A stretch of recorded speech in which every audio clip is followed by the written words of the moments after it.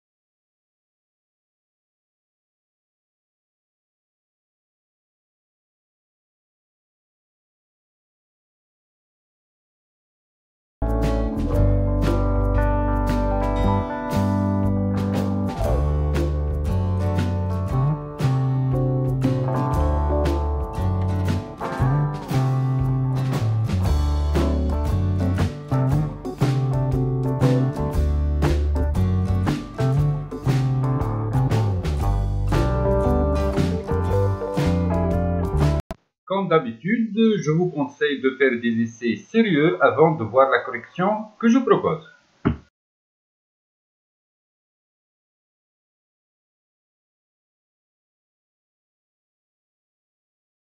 Premièrement, résoudre dans R l'équation différentielle E0, y' égale à y moins 1, qui est une équation classique de la forme y' égale à a fois y plus b, avec a égale à 1 et b égale à moins 1. On sait que les solutions dans R de l'équation différentielle E0 sont les fonctions kx associent k exponentielle a fois x moins b sur a. Donc, c'est-à-dire les fonctions kx associent k exponentielle x plus 1 au k est un réel quelconque.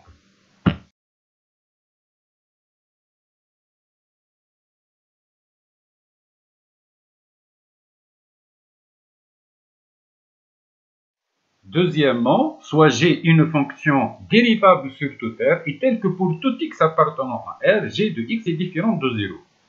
Petit a, montrer que G est solution de E si et seulement si 1 sur G est solution de E0.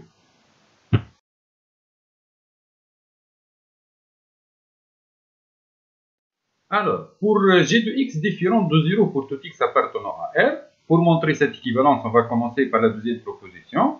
1 sur G est solution de E0, c'est équivaut à dire que 1 sur G vérifie l'équation différentielle y' égale y moins 1. Bien sûr, G est dérivable sur R et G ne s'annule pas sur R. Cela veut dire que 1 sur G est dérivable sur R.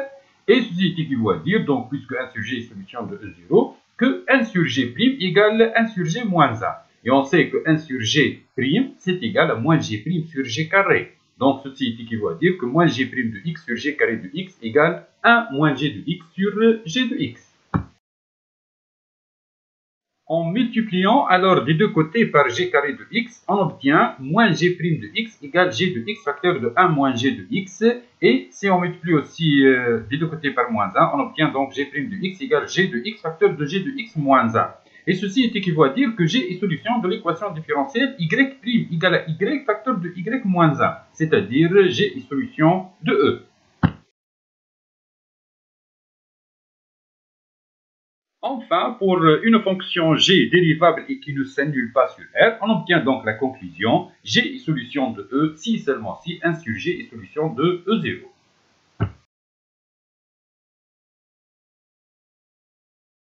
Deuxièmement, petit b, déterminer alors toutes les solutions de E qui ne s'annulent pas sur R. Comme on a montré dans deuxièmement petit a que pour une fonction g dérivable sur R et ne s'annule pas sur R, g est solution de E, c'est équivaut à 1 sur g est solution de E0. Et les solutions de E0 sont de la forme x associé k exponentielle x plus 1. Donc ceci est équivaut à dire que 1 sur g de x égale à k exponentielle x plus 1 pour k appartenant à R. Et bien sûr, ceci équivaut à dire que g de x égale 1 sur k exponentielle x plus 1, tel que k appartenant à R. Ainsi, g est solution de E si et seulement si g de x égale 1 sur k exponentielle x plus 1, tel que k est un réel quelconque. Et par suite, les solutions de E qui ne s'annulent pas sur R sont les fonctions qui à x associent 1 sur k exponentielle x plus 1 au k est un réel quelconque.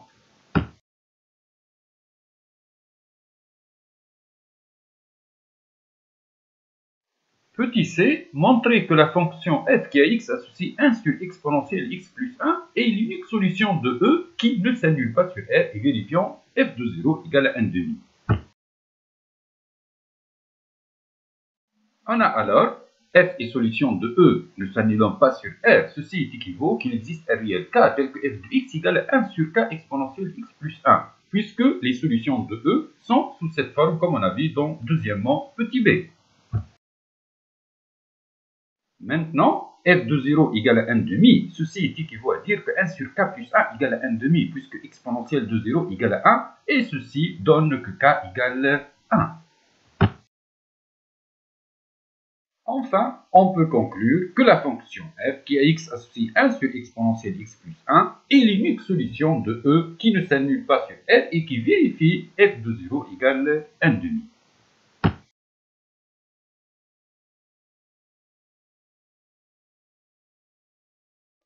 Troisièmement, on considère la suite in, définie sur n par in égale intégrale entre 0 et ln de 3 de exponentielle n fois x fois f de x à la puissance n plus 1 dx. Et en petit a, on veut vérifier que i0 égale à ln de 3 sur 2 et on va interpréter graphiquement le résultat. Alors, I0 c'est égal à l'intégrale entre 0 et ln de 3 de exponentielle de 0 fois x pour x entre 0 et ln de 3, donc c'est égal à exponentielle de 0, c'est-à-dire 1, fois f de x à la puissance 0 plus 1, donc fois f de x, donc I0 c'est l'intégrale entre 0 et ln de 3 de f de x dx. Alors, on va chercher une primitive de f sur l'intervalle 0 ln de 3. Alors, pour cela, on va multiplier par exponentielle moins x le numérateur et le dénominateur. Et on va obtenir donc exponentielle moins x sur 1 plus exponentielle moins x. Mais on sait que la dérivée de 1 plus exponentielle moins x, c'est moins exponentielle moins x. Donc on peut écrire I0, c'est moins l'intégrale entre 0 et ln de 3 de moins exponentielle moins x sur 1 plus exponentielle moins x dx. Donc on retrouve la forme u' sur u. Donc, puisque 1 plus exponentielle moins x est une quantité strictement positive, alors I0 c'est égal à moins, donc entre crochets, ln de 1 plus exponentielle moins x entre 0 et ln de 3. Il suffit maintenant de faire le calcul, et lorsqu'on remplace x par ln de 3, exponentielle moins ln de 3, on sait que c'est égal à exponentielle ln de 3 à la puissance moins 1, c'est-à-dire égal à 1 sur 3. Et en utilisant la propriété ln de a moins ln de b, c'est égal à ln de a sur b, on va trouver bien que I0, c'est égal à bien à ln de 3 sur 2. Enfin, pour interpréter graphiquement le résultat, on a f est une fonction continue et positive sur l'intervalle 0 ln de 3. Donc I0 qui est égal à l'intégrale entre 0 et ln de 3 de f de x dx représente dans le plan muni d'un repère orthogonal l'aire de la partie du plan limitée par la courbe de f, l'axe des abscisses et les droites d'équation x égale à 0 et x égale à ln de 3.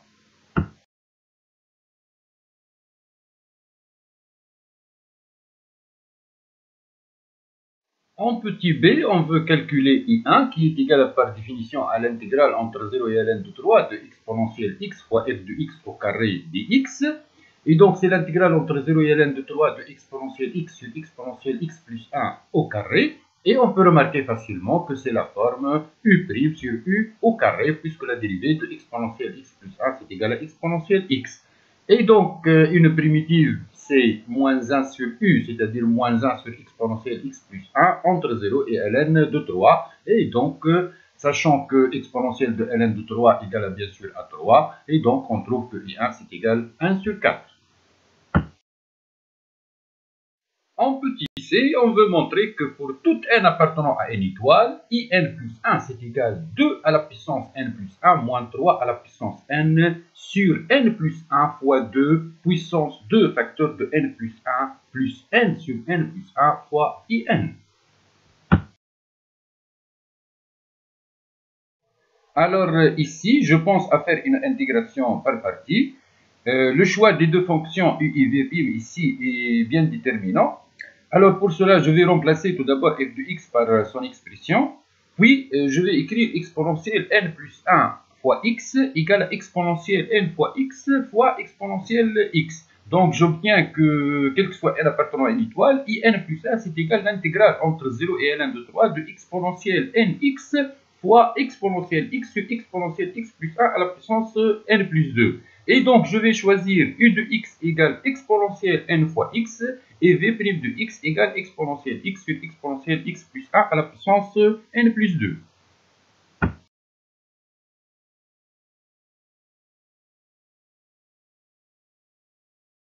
La dérivée de u de x, donc, qui est égale à exponentielle n fois x, c'est égal donc à n fois exponentielle de n fois x. Et pour v' de x, c'est égal à exponentielle x sur exponentielle x plus 1 à la puissance n plus 2. On peut remarquer facilement que c'est la forme u' sur u à la puissance n plus 2. Donc, une primitive, c'est moins 1 sur n plus 1 u à la puissance n plus 1, c'est-à-dire moins 1 sur n plus 1 exponentielle x plus 1 à la puissance n plus 1.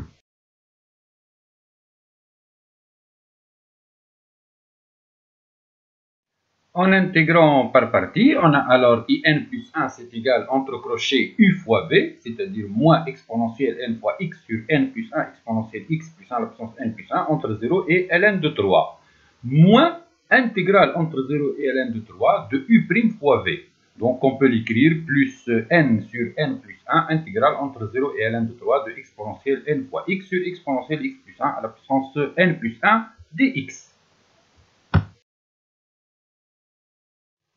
Il suffit maintenant de faire le calcul.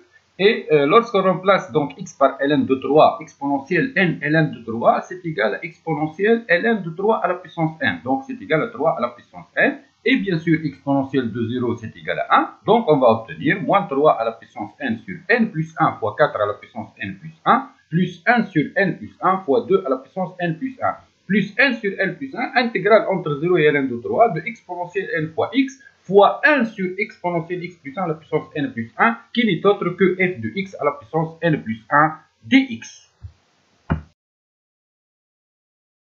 Enfin, en remarquant que l'intégrale entre 0 et ln de 3 de exponentielle n fois f de x à la puissance n plus 1 dx n'est autre que in, et en écrivant 4 égale à 2 au carré, donc 4 à la puissance n plus 1, c'est égal à 2 à la puissance 2 facteur de n plus 1. Et donc, on choisit ce dénominateur comme dénominateur commun pour les deux quotients. Donc, on multiplie le deuxième quotient par 2 à la puissance n plus 1, le numérateur et le dénominateur bien sûr. Et donc, on obtient moins 3 à la puissance n plus 2 à la puissance n plus 1 sur n plus 1 fois 2 à la puissance 2 plus facteur n plus 1 plus n sur n plus 1 fois in.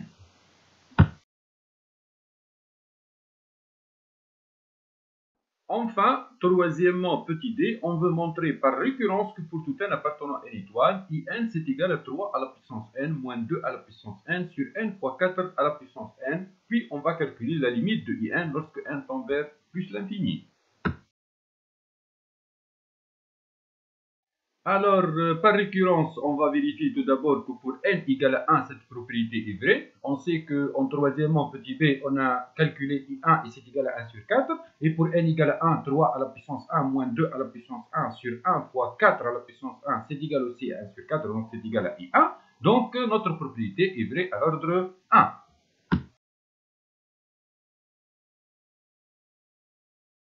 Supposons donc que notre propriété est vraie à l'ordre n, c'est-à-dire pour tout n appartenant à une étoile, in égale à 3 à la puissance n moins 2 à la puissance n sur n fois 4 à la puissance n, et montrons que in plus 1 égale à 3 à la puissance n plus 1 moins 2 à la puissance n plus 1 sur n plus 1 fois 4 à la puissance n plus 1.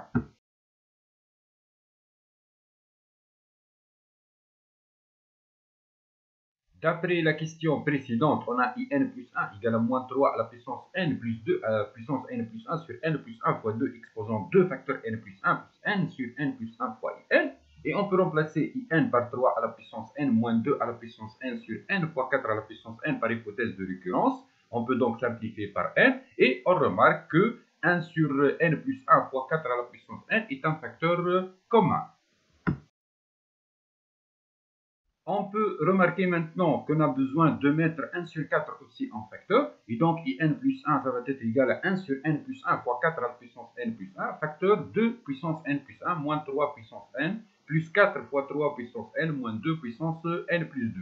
Alors, moins 3 puissance n plus 4 fois 3 puissance n, c'est égal à 3 fois 3 puissance n, donc c'est égal à 3 puissance n plus 1. Et en écrivant 2 puissance n plus 2 est égal à 2 fois 2 puissance n plus 1. Et donc, 2 puissance n plus 1 moins 2 puissance n plus 2, c'est égal à moins 2 puissance n plus 1. Et donc, in plus 1, ça va être égal donc à 3 puissance n plus 1 moins 2 puissance n plus 1 sur n plus 1 fois 4 puissance n plus 1.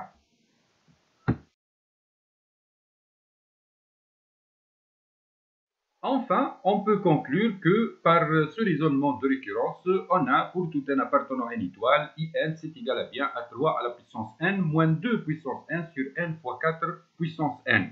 Et donc, pour calculer la limite de in quand n tend vers plus l'infini, il suffit de l'écrire n sur n facteur de 3 sur 4 à la puissance n moins 1 demi à la puissance n. Et ainsi, on sait que la limite de 1 sur n en plus l'infini c'est égal à 0. Et aussi pour 3 sur 4 à la puissance n et pour n demi à la puissance n. Donc cette limite est égale à bien à 0. Merci bien de votre attention. Restez en contact. N'oubliez pas de partager avec vos amis et de laisser vos commentaires. Et à bientôt.